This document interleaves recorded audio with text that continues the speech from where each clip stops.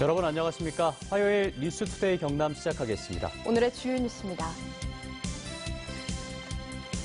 오는 10일이면 비정규직 청년 노동자 김용균 씨가 사망한 지 1년이 됩니다. 하지만 사업 현장에선 여전히 노동자 사망 사고가 잇따르고 있습니다. 한려해상 국립공원 사무소의 갯벌 연안습지 보호 사업이 성과를 내고 있습니다. 생태계가 살아나면서 멸종위기 야생생물이 늘고 주민들도 만족하고 있습니다. 달리던 화물 차량에서 건설 폐기물이 떨어져 사고를 당하는 차량이 늘고 있습니다. 덮개를 완전히 덮지 않고 운행하다 보니 이런 일들이 벌어지는 건데 정작 단속 기준은 모호한 실정입니다. 울산에선 공공기관과 운송업체가 덮개 전환 사업을 추진하고 있습니다. 완전 밀폐형 덮개로 바꾸면서 비산먼지는 물론이고 안전사고도 줄었습니다. 오는 10일은 비정규직 청년 노동자 고 김용균 씨가 사망한 지 1년이 되는 날입니다. 하지만 사업 현장에선 여전히 노동자 사망 사고가 잇따르고 있고 현실적으로 달라진 게 없다는 평가입니다. 정영민 기자가 취재했습니다. 민주노총 경남본부 소속 노동자들이 고용노동부 창원지청 앞에서 하청업체 산재 사망 책임자 처벌을 요구합니다.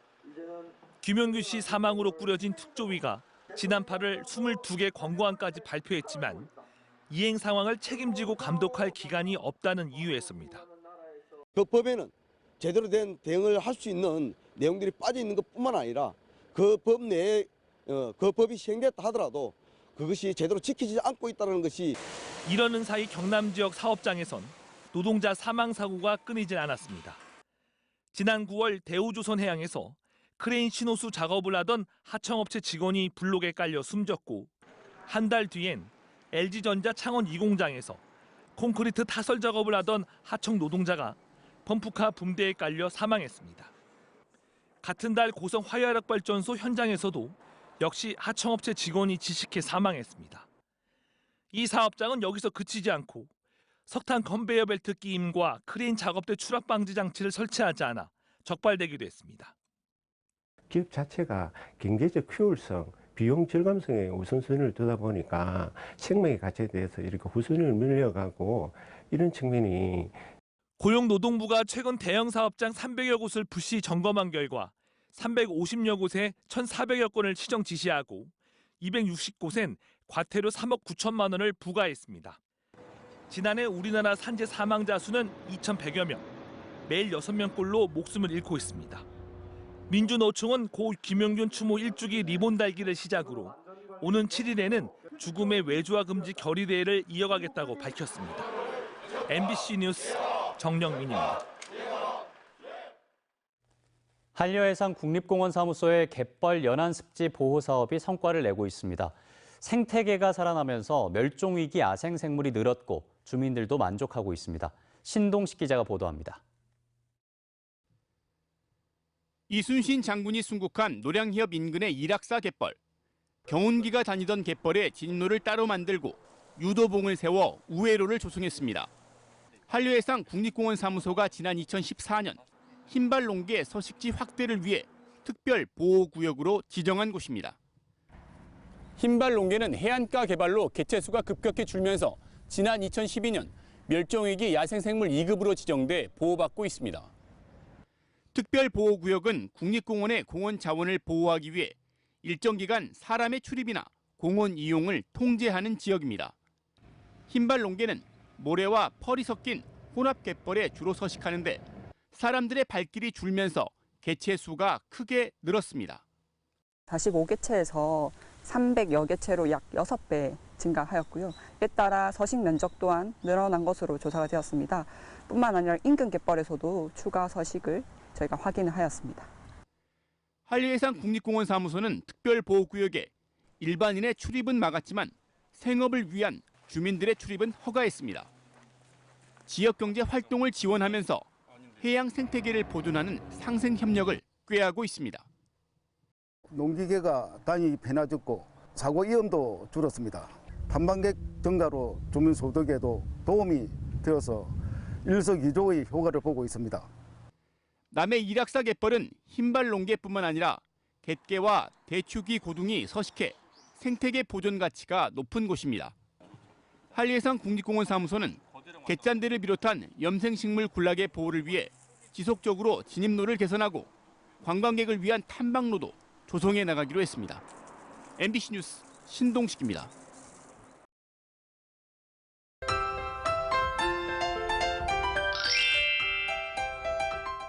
오늘 아침 나오실 때 따뜻하게 입고 나오시길 바랍니다.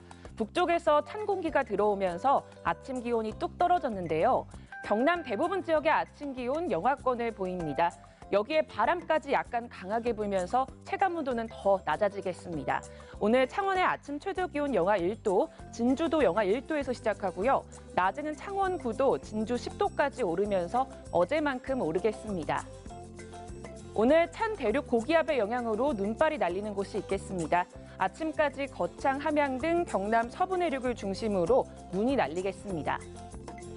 위성 영상 보시면 오늘 대체로 맑은 갈수를 보이면서 서부 내륙에는 가끔 구름 많습니다. 미세먼지 농도는 보통 수준 보이겠습니다. 오늘 아침 공기는 차갑고 낮 기온도 평년 기온을 밑돌겠습니다. 아침 기온부터 보시면 밀양 영하 2도, 함안 영하 3도에서 시작하고요. 낮에는 밀양 9도, 김해 10도까지 오르겠습니다. 서부 지역 보시면 거창 영하 1도, 산청 1도에서 시작합니다. 낮에는 거창 7도, 합천 10도까지 오르겠습니다. 바다의 물결은 최고 3.5m까지 높게 일겠습니다. 주 후반으로 갈수록 기온은 점점 떨어지겠습니다. 건강관리 잘해주시길 바랍니다. 날씨 정보였습니다. 운전을 하다 앞서 달리던 화물 차량에서 건설 폐기물이 떨어지거나 흩날려 아찔했던 적 있으실 텐데요. 덮개를 완전히 덮지 않고 운행하다 보니 이런 일들이 벌어지는 건데 단속 기준은 모호합니다. 서창호 기자의 보도입니다. 화물 차량이 무언가를 싣고 2차선 도로를 달리고 있습니다. 잠시 뒤 화물 차량에서 떨어진 물체에 뒤따라오던 승용차 앞유리가 부서집니다. 덮개가 완전히 닫히지 않은 채 운행하다 벌어진 일입니다. 이런 차량은 어렵지 않게 볼 수 있습니다. 건설 폐기물로 보이는 돌을 가득 담은 트럭이 오르막길을 갑니다. 금방이라도 쏟아질 듯 위태롭기까지 합니다. 많이 싣고 가야 많이 빨리 들어드니까 돈이 자꾸 드니까 그래야 부분이 좀 있죠. 현행법상 건설 폐기물을 수집 운반할 때 폐기물이 흩날리거나 누출되지 않도록 상부 전체가 금속이나 강화 플라스틱, 탄소 섬유 재질 등으로 된 덮개를 써야 합니다. 그런데 건설 폐기물만은 완전 밀폐형뿐 아니라 일반 덮개형도 되도록 허용하고 있습니다. 완전 밀폐형이 아니어도 되다 보니 기존 덮개형 트럭이 운행을 하면서 폐기물이 떨어지거나 날리는 일이 잇따르고 있는 겁니다. 더 큰 문제는 단속 기준이 모호하다는 점. 기준이라는 건 있는 거예요. 근데 기준에서 명확하지 않은 부분들은 거기서 이제 단속 요원들이 판단을 하고 하는 부분들이거든요. 폐기물이 떨어지거나 덮개가 찢어져 제대로 역할을 못할 정도가 아니라면 하나씩 다 따져봐야 한다는 겁니다. 해당 업체에 전화해서 지금 현재 그 차량이 어떻게 운영이 되고 있는지 아니면 사진을 받는다든지 이런 식으로 해서 이제 개선할 부분은 또 일일이 단속하지도 않고 주로 민원 전화가 오면 현장 단속을 합니다. 차량 빌대적으로 하고 날개 되는 거 하고 실제로 운행 같은 경우도 대한민국 솔직히 저희들도 상담 못 하거든요. 한번 가서 당찰 때만 볼 수 있고 이런 상황 아니기 때문에. 해마다 고속도로에서 수거되는 낙하물은 25만 개. 이로 인한 고속도로 낙하물 사고만 지난 5년 동안 평균 40건씩 발생하고 있어 당국의 대책이 필요해 보입니다. MBC 뉴스 서창호입니다. 이처럼 폐기물 운반 차량의 눈가림식 덮개로 환경오염은 물론 2차 사고가 잇따르고 있지만 당국은 손을 놓고 있습니다. 울산에선 공공기관과 운송업체가 덮개 전환 사업을 추진해 주목을 받고 있습니다. 이상훈 기자입니다. 사료 원료와 석탄 등 한 해 1,600만 톤의 비산 화물을 취급하는 울산항. 화물선에서 퍼낸 사료 원료를 깔때기 모양의 호퍼에 담자 원료와 미세먼지가 크게 날립니다. 호퍼를 통과한 사료 원료가 운반 차량에 실릴 때도 마찬가지. 양 날개형 덮개를 덮고 운행을 하지만 미세한 화물이 떨어지거나 날리는 것을 막을 순 없습니다. 지난해부터 도입하기 시작한 완전 밀폐형 덮개입니다. 미세한 사료 원료를 가득 실은 뒤 짐칸 전체를 꼼꼼하게 덮습니다. 미세한 화물을 운반해도 흘리거나 날릴 걱정이 없습니다. 기존의 양쪽 날개형 덮개는 그것을 100% 차단할 수가 없는 상황이었는데 이 완전 밀폐형 덮개를 함으로써 그런 비산먼지나 분지는 100% 차단할 수 있는 계기가 되었습니다. 울산 항만공사가 화물이 떨어지거나 날리는 것을 막고 친환경 항만으로 만들기 위해서 지난해부터 부두 운영사와 협약을 맺고 시작했는데 올해는 울산시도 동참했습니다. 항만공사와 울산시가 사업비의 70%를 지원하고 민간업자가 30%를 부담하는 식입니다.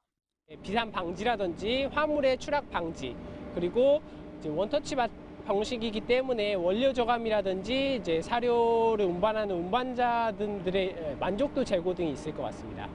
또 허술한 날개형 덮개는 기사들이 직접 짐칸에 올라가 별도의 덮개를 또 설치해서 안전사고도 잇따랐지만 밀폐형 덮개로 바꾸고 난 다음부터는 이 또한 줄었다고 항만공사 등은 밝혔습니다. MBC 뉴스 이상훈입니다. 진주시와 전남 광양시 구간 경전선 전철화 사업이 오는 2021년 완공될 전망입니다. 국토부가 최근 승인한 이 사업은 남해안 동서축에 간선 철도망을 구축하는 것으로 사업비 2,300억 개원을 들여 오는 2021년 말까지 광양 진주 간 51.5km 복선 비전철 구간을 복선 전철화하게 됩니다. 내년도 정부의 관련 예산은 올해 42억 원과 비교해 517% 늘어난 259억 원이 반영되며 전철화 사업이 완료되면 디젤 기관차에서 전기 기관차로 변경 운행하게 됩니다.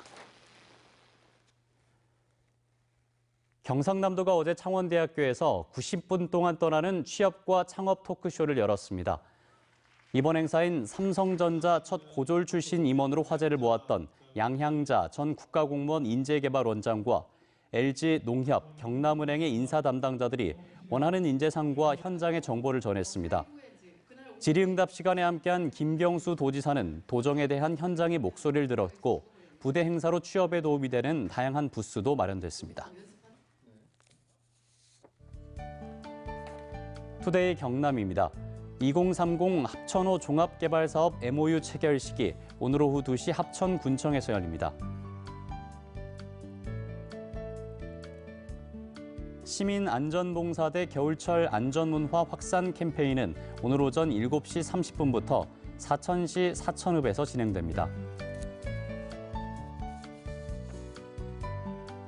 2019 경남장애인 론볼 연맹회장배 전국대회가 오늘 오전 11시부터 진주시 모덕체육공원에서 펼쳐집니다. 제4회 김해 민화연구회 회원전이 오늘 오후 6시 김해 문화의 전당에서 열립니다. 제주 차귀도 인근 해상에서 화재로 침몰한 대성호 실종자의 무사귀환을 위한 기원제가 모레 통영시 정량동에 있는 선원숙소에서 열립니다. 이번 기원제는 베트남 실종자 가족들의 요청으로 비공개로 진행될 예정입니다. 한편 대성호 실종자 11명을 찾기 위한 수색이 이어지고 있는 가운데 수색 당국이 무인 잠수정까지 투입했지만 추가 실종자를 찾지는 못했습니다. 남해안 남중권 발전협의회가 내년에 광역시티 투어버스 운영 등의 상생 발전을 위한 공동사업을 계속합니다. 남중권 발전협의회는 5억 8천만 원 예산으로 우수 농특산물 공동판매장 운영과 광역시티 투어버스로 연계관광, 제2관문공항의 남중권 유치를 위한 민관협의체 구성 등의 사업을 추진합니다. 남해안 남중권 발전협의회는 진주, 사천, 남해, 하동 등 경남 4개 시군과 여수, 순천, 광양, 고흥, 보성 등 전남 5개 시군으로 구성되어 있습니다. 경상남도가 내년 3월 15일까지 겨울철 수도시설 동파 대책을 진행합니다. 도는 상습 동파 지역에 책임 공무원을 지정해 집중 관리하고 시 군별 동파 대비 비상 상황실을 운영해 동파 접수 때 신속한 복구로 주민 불편을 최소화하겠다고 밝혔습니다. 한편 도는 수도 계량기와 상수도 시설물 동파 등으로 인한 불편 사항이 생기면 시군 상수도 부서로 야간엔 당직실로 즉시 연락해 줄 것을 당부했습니다. 경상남도가 도내 결혼 이주 가족을 대상으로 2020년 설 명절 친정 방문 사업을 합니다.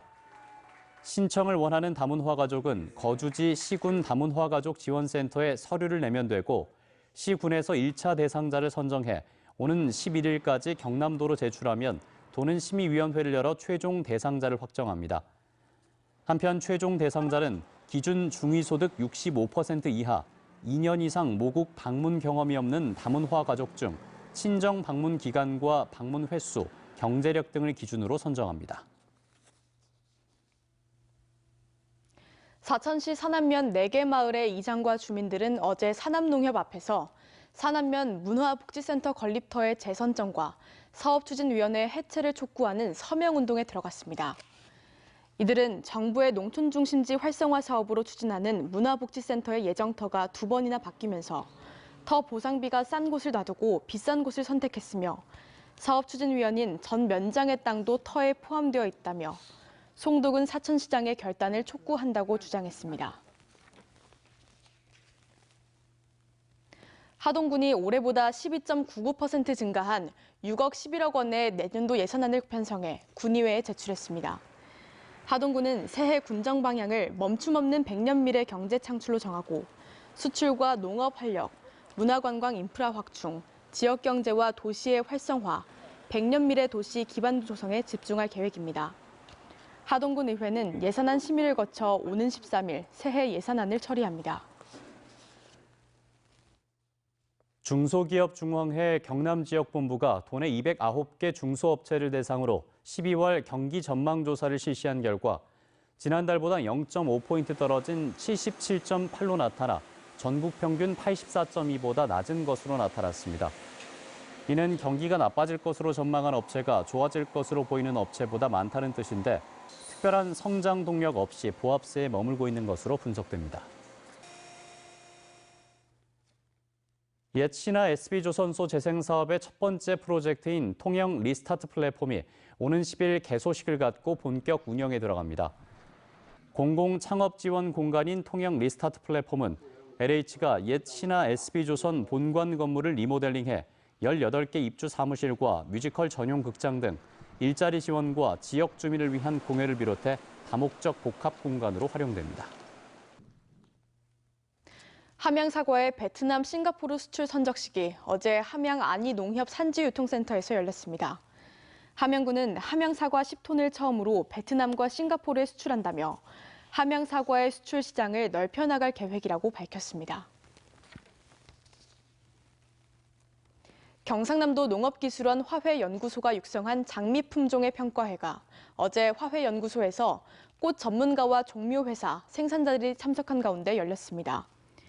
화훼연구소는 수출용으로 농가에 보급한 에그타르트와 렐리트 등 30여 종의 장미 품종을 선보여 참석자들로부터 좋은 평가를 받았습니다. 삼성중공업이 유럽 지역 선사로부터 아프라막스급 원유 운반선 2척을 1억 6천 달러, 우리 돈 1,800억 원에 수주했다고 밝혔습니다. 이번에 수주한 원유 운반선은 영하 30도의 극한 환경에서도 안전 운항이 가능하도록 설계된 내빙 선박입니다. 삼성중공업은 이번 수주로 올해 전체 수주 목표 78억 달러의 91%를 달성했고 최근 5년 사이 최고의 수주 실적을 기록했다고 밝혔습니다. 뉴스투데이 경남 저희가 준비한 소식은 여기까지입니다. 함께해 주신 여러분 고맙습니다.